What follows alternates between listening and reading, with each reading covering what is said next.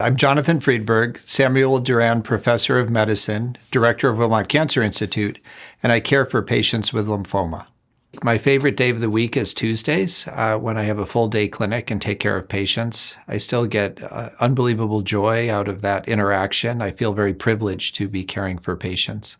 In addition, I perform research, and I'm very passionate about clinical trials.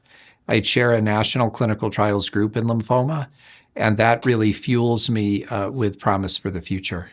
Lymphoma is a very broad term. It describes over 70 different diseases.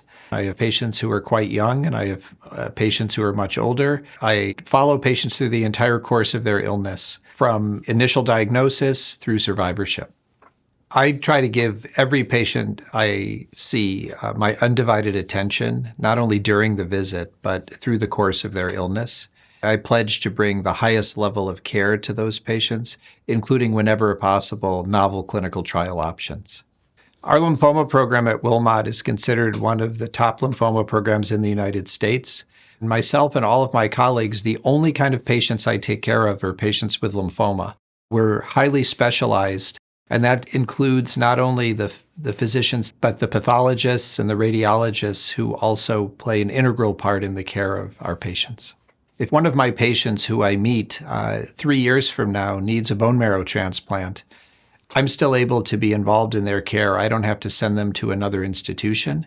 And having that ability to follow patients through all of the complex part of the journey for lymphoma care is unique in our region. Every week, I see patients in my clinic who I know 10 years ago wouldn't be alive. And today we have therapies for these patients that not only mean they're alive, but they're thriving. You wouldn't even look at them and know that they had cancer.